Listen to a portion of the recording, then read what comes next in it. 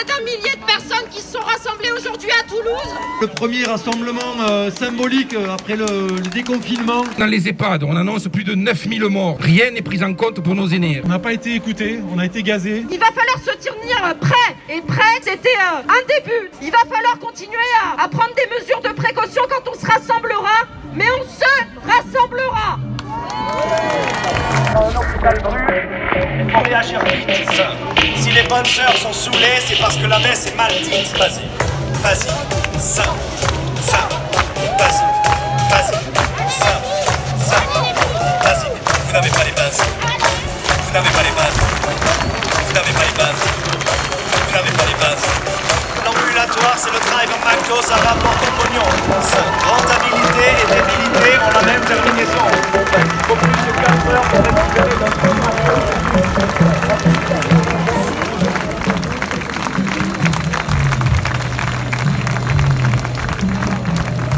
Merci tout le monde d'être venu. C'est quand même le premier rassemblement symbolique après le déconfinement.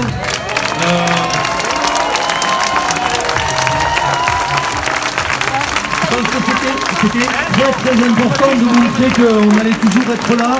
Il faut savoir qu'il y a ce rassemblement ici, mais qu'il y avait également à Rangueil, à la Grave, à l'IUC, à la Fontaine-Salée. Donc c'est près d'un millier de personnes qui se sont rassemblées aujourd'hui à Toulouse.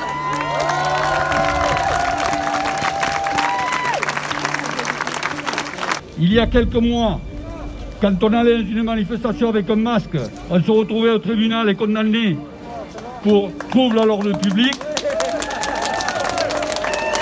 Et aujourd'hui, on prend un PV si on n'en a pas un. Et ce gouvernement et cette direction de l'hôpital n'a pas changé et n'a pas changé de logiciel. Et ils sont toujours dans la logique capitaliste et rentable de l'hôpital. Et ça, c'est intolérable. Et c'est pour ça qu'on est là aujourd'hui. Et surtout à ceux qui ont chopé cette merde de Covid et qui en sont morts.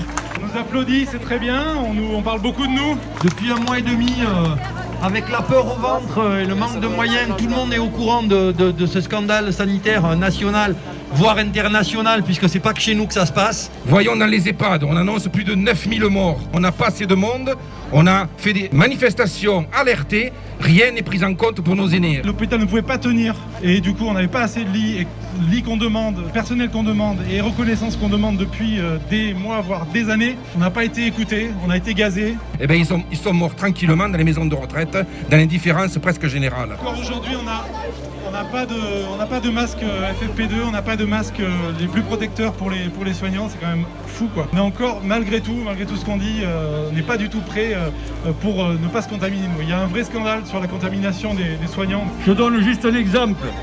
Airbus est allé chercher avec un avion des masques en Chine, alors que les personnels des sociétés de nettoyage qui nettoient les chaînes et les bureaux n'ont pas de masque. Quand les patrons ils sont capables de vous rassembler sur le lieu de travail, il n'y a pas de raison que les salariés ne se rassemblent pas aussi pour revendiquer, pour lutter. Il est hors de question qu'on nous interdise de nous rassembler, de manifester.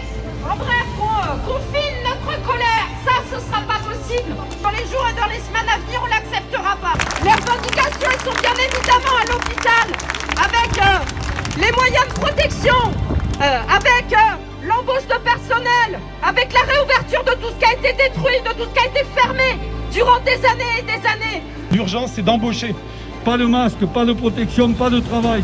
C'est le slogan auquel on s'accroche aujourd'hui. Mais les revendications, elles ne s'arrêtent pas au mur de l'hôpital. Elles sont évidemment pour l'ensemble de la population, et notamment tous les personnels qui ont été en première ligne durant cette crise sanitaire et qui continuent à l'être avec des salaires de misère aujourd'hui. L'hôpital a été en première ligne et c'est parce que des salariés de la santé ont laissé aussi la vie que nous avons pu peut-être tous ensemble réussir à sauver quelque chose encore. Il faut se dire que c'est une première fois et c'est surtout pas la dernière. C'est important de se rassembler aujourd'hui.